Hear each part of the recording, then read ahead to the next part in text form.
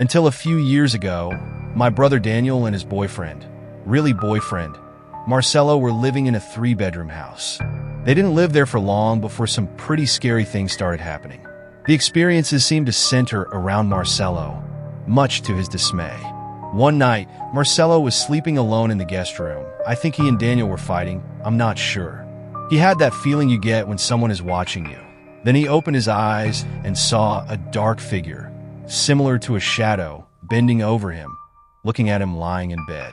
He didn't say what his reaction was at the time, but you get the idea. He encountered the figure a few more times on several different occasions. Walking down the hallway one night, for example, he noticed that it was walking down the hallway toward him. It all happened so quickly and so suddenly that before he could do anything, it passed him by as if he wasn't there.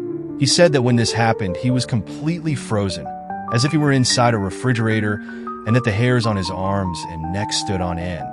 After a while, Daniel and Marcelo redecorated the house, which consisted of enlarging the living room a little by pushing one of the walls. With this, they also ended up enlarging the hallway, which ran along the side of this wall. This was the hallway that led to the bedrooms and the bathroom. One night, Marcelo was walking down the hallway when he saw the figure. It was walking down the hallway, but suddenly it turned and went through the wall into the new part of it that Daniel and he had built. Marcelo knew that Daniel was sitting on the couch watching TV in the living room on the other side of the wall. He stopped for a moment and shouted, Danny, did you see that? And Daniel replied, I saw it. Daniel later said that he saw it go through the wall, through the living room, into the kitchen, through the door, and into the garage, where it disappeared. Daniel and Marcelo thought the figure was indifferent to the new design of the house, and its movements were still determined by the old layout of the house. Daniel and Marcelo continued to encounter the figure, mostly during the day.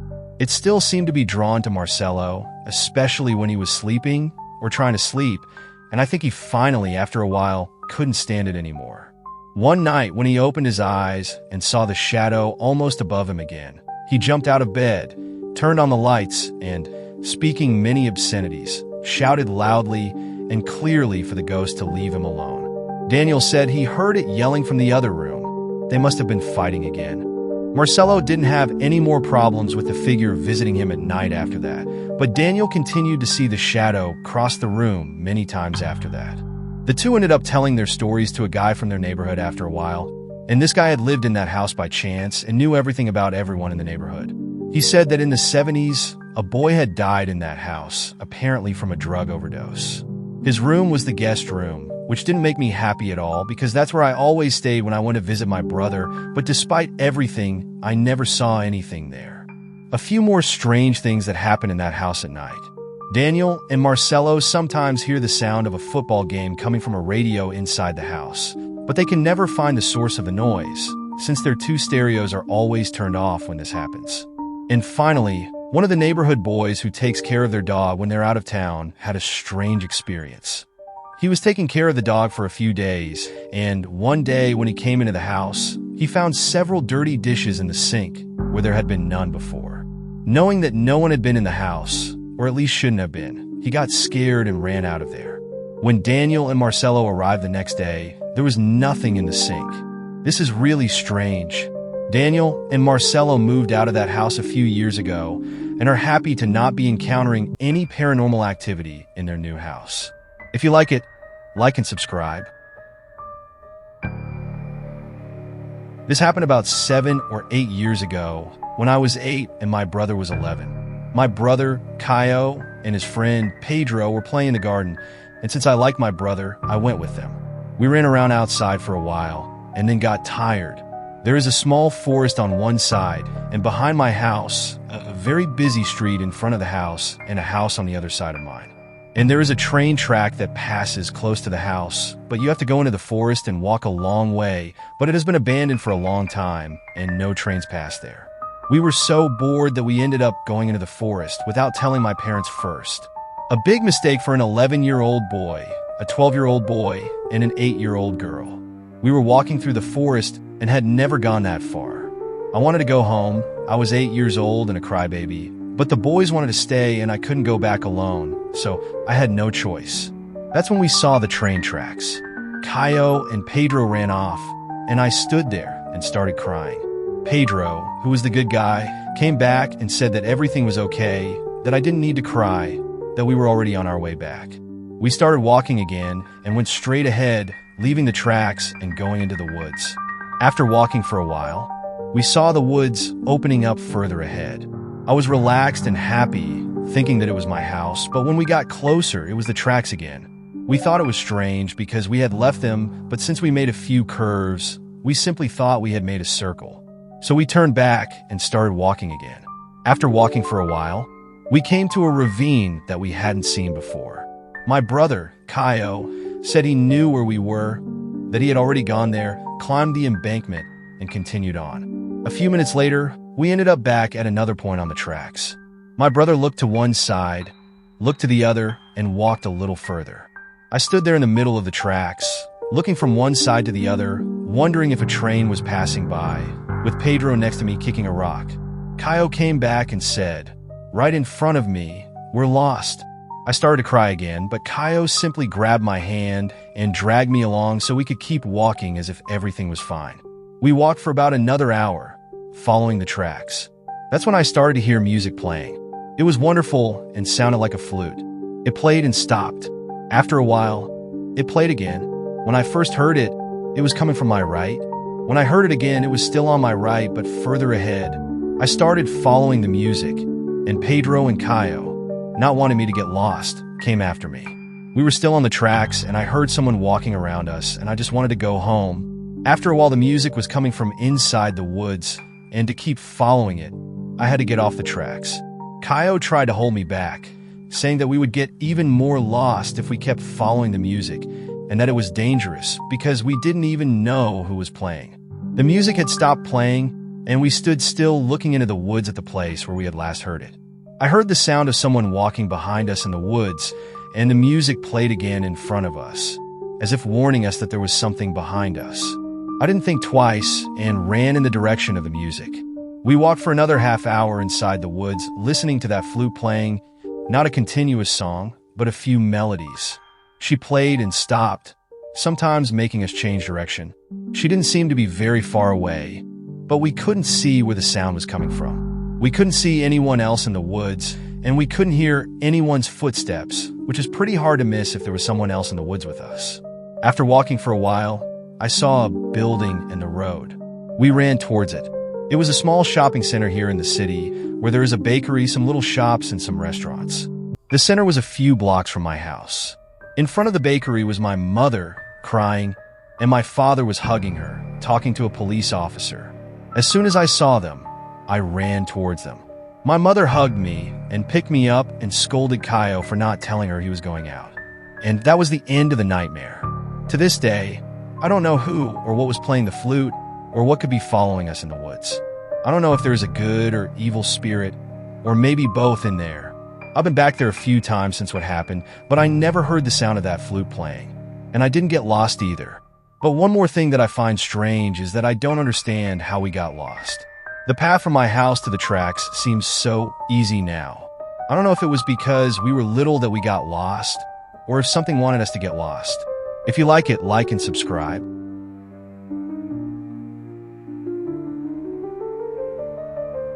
This incident happened about 5 years ago.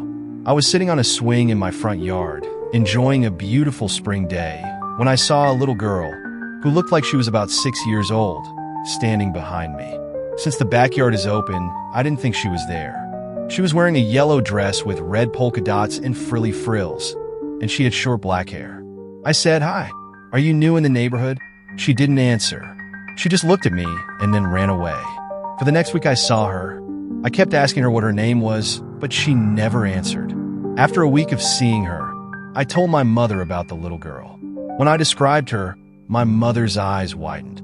She whispered to herself, "It can't be." I asked her what she meant, and she asked me to go with her. We went to the garage, and she took an old photo album out of a dusty box. She took a picture out of the album and showed it to me. It was a little girl I was looking at. "This is your aunt. She died when she was 7. She was buried in this dress." My mother had a mass said for her the next day, and after that I never saw her again.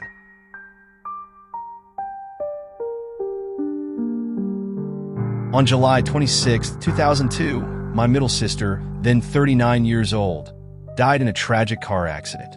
It was a huge pain that fell upon our already small family. Only my parents and one sister. A few months later, more precisely in December 2002 for months, I was about to go crazy thinking about everything that had happened, how tragic it was that my nephews were orphaned and so many other things that run through our minds. One Sunday afternoon, my oldest son, 6 years old, was at a friend's house and my youngest daughter, 2 years old, was sleeping. After cleaning the house, I lay down on my bed for a while. It was around 2:30 p.m. The sun was shining since it was summer. The window in my room was half open, letting in a lot of light, and the TV was on. I dozed off, and suddenly the voice of a woman singing woke me up. It was my sister standing there at the foot of the bed. I felt my eyes widen. Then she lay down, leaning over me a little. She was wearing a red turtleneck shirt and black jeans. I could see the details of the stitching on the pocket of her pants. It was a 5-pocket pair, and her hair was loose and fringy and very shiny. Then I managed to say, "But Lillian, you died." She smiled and shook her head and replied, "No, I didn't die.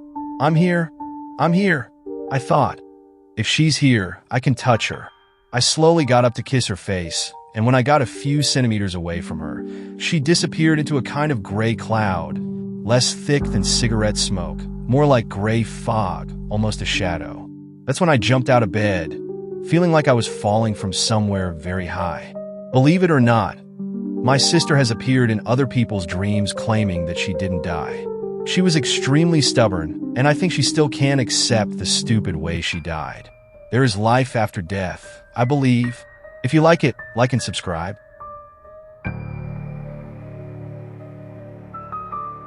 One fall night a while ago, my boyfriend and I were in the car on our way to dinner at a Chinese restaurant in the city center. Our house is very isolated, with bushes almost everywhere, and it's practically a farm. When we were in the middle of one of the dirt roads, which, by the way, is almost no lighting, that leads to the paved avenue, we heard a noise like something had fallen on the roof of the car. At the time, we thought it might be a tree branch or something similar, since it was quite windy that night. When we arrived at the restaurant and parked the car, my boyfriend looked at the roof and saw that there was a mud mark in the shape of a hand. I have small hands, so they couldn't be mine. He put his hand on it and saw that the mark was much bigger than his hand. Much bigger. I've never seen anyone with a hand that size. By this point, I was already pretty scared. We quickly entered the restaurant, without looking back. When we finished eating and left, I made sure to lock the car doors and make sure the windows were closed properly. Now every time we pass by that stretch of dirt road, I get nervous, wondering what supernatural things could be in that place. If you like it, like and subscribe. This story I'm going to tell you happened to a girl I work with. I haven't been working here for long, so I can't say she's a friend, more like a co-worker, but she's a serious and realistic person, and I don't think she's the kind of person who makes up stories. So I believe this story is real.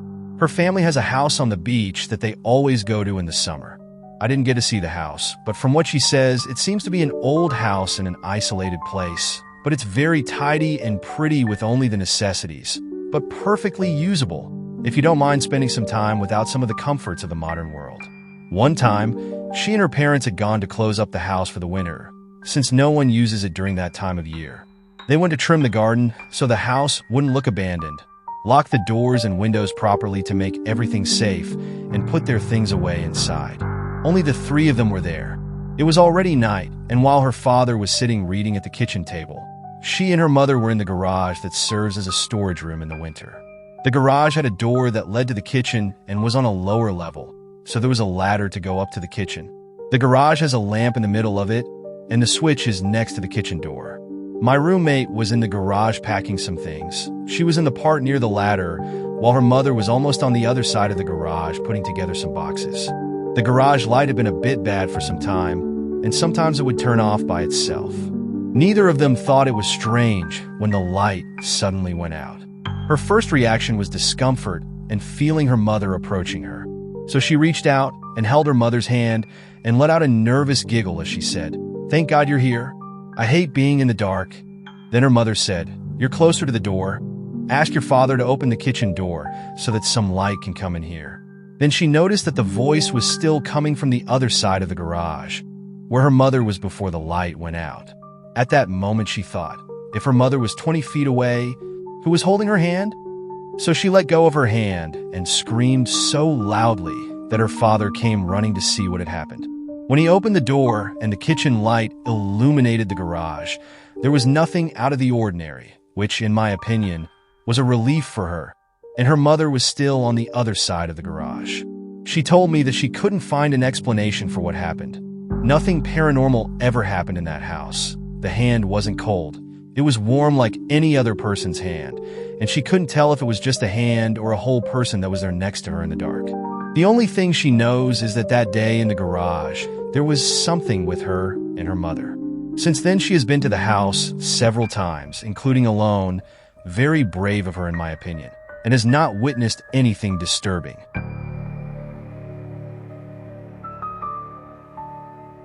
When I was 14, my cousin Melissa, who was my age, died in a horse riding accident.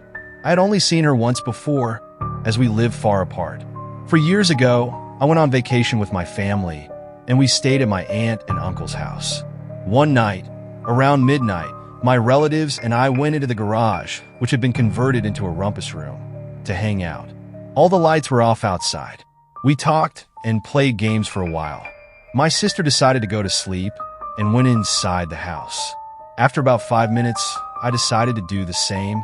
When I got inside the house, I was walking down the hallway and saw what looked like my sister in the laundry room. She was wearing a cream dress, had long brown hair, and was shorter than either me or my sister.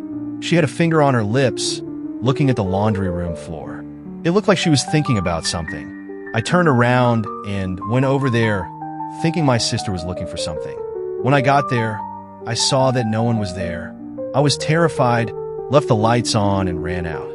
My sister saw the terror in my face as I asked her if she had gone to the laundry room, even though I knew she hadn't. I told her what I had seen. She said the lights had been off when she had come down the hall. By this point, she was more scared than I was. I stayed up the rest of the night, too scared to sleep. I kept thinking about it all the time, trying to figure out if it was something I had seen or if my eyes had played tricks on me. I know what I saw. I know she was there, and it was my cousin Melissa. The next morning, I told my mom and aunt what had happened. My aunt told me it was the anniversary of her death, and that she was probably glad we were all there. She said that strange things would happen around the house when Melissa's death anniversary came around. Another interesting fact, the whole time we were on vacation, my family, who hadn't seen me in years, kept commenting on how much I looked like Melissa, but no one else heard the story. What I'm going to tell you about was the only paranormal experience I've ever had. It was something that I still can't explain, and I have no idea how I did it, if it was really me who did it. I live in a medium-sized 2-story house. I won't explain what the house is like, just say that my bedroom is at the front of the house on the 2nd floor, and the kitchen is at the other end of the house on the 1st floor. One night, it wasn't even that late, it must have been around 9 o'clock. I was home alone in my room watching TV, and decided to go to the kitchen to make something to eat. I made myself a sandwich, put it on a plate, and took it to my room. Just one detail. This happened during the time of energy rationing here in Sao Paulo, so all the lights in the house were off. Since I can walk around the house in the dark just fine, I turned off the kitchen light and was going back to my room. Since there were still some street lights on, I could still see something inside the house, but not very well. When I left the kitchen, I had the urge to look back, so I did. I almost soiled my pants right there. There was a dark figure standing in the middle of the kitchen. The figure started walking towards me. I threw the glass of soda and the plate with the sandwich at him and ran away. When I got to the stairs, I looked back, and he was running after me now. At this point, I was already panicking. I thought there was someone in my house, and by the way he was running, he was going to kill me. When I was at the top of the stairs, I looked down and saw the figure at the bottom of the stairs looking back. I thought, there's more than one. I'm dead. I ran towards my room without looking back and closed the door. That's when I almost went crazy. I locked the door and walked away from it, walking backwards until I got to the window, thinking I was going to have to jump out to save myself. And that thing that was following me simply went through the door. And it wasn't just anything. It was me. It was exactly my image. I was paralyzed by that. I couldn't move. Then the image turned to the door, turned the key, and walked backwards to the window where I was imitating all my movements exactly. It got to where I was and kind of got inside me. I was scared by that and threw myself out of the window and fell onto the lawn. I twisted my ankle. When my parents got home with my brother, they saw me outside. I wasn't going to go into that house alone and asked what had happened. Since I had no idea what had happened, I said that I thought I saw someone inside the house.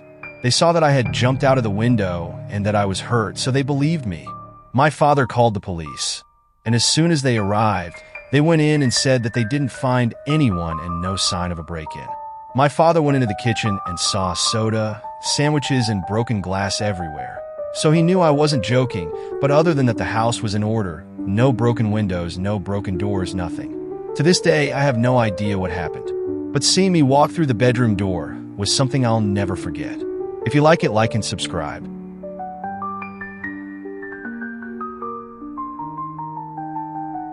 I live in Ilhéus, Bahia. I've lived here for 5 years, in the same house and the same room, although I've tried to swap rooms with my sister. I know that many people won't believe what I have to say, but I'm going to tell it anyway. My room is normal.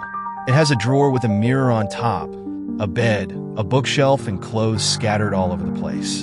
The mirror, which was bought at the same time as the house was bought, is in front of the bookshelf and next to my bed. Whenever I got home from school, I was always the first one to get home. I would throw all my stuff in the room, go make some snacks to eat, and watch TV.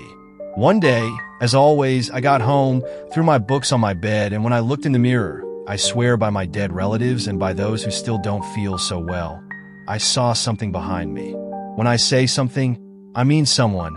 I remember being really scared and turning around to see who it was, and, as in most stories, there was no one there.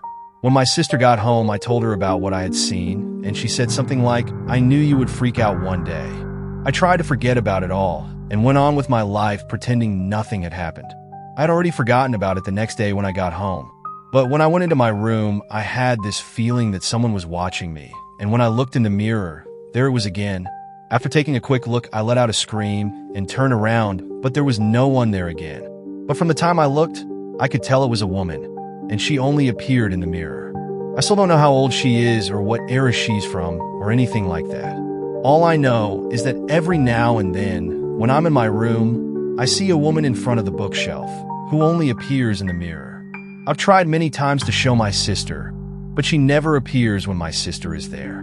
Now, my family always makes fun of me saying that I see ghosts and dead people.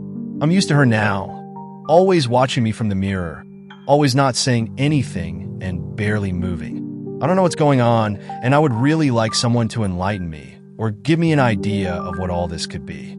Thank you so much for telling my story.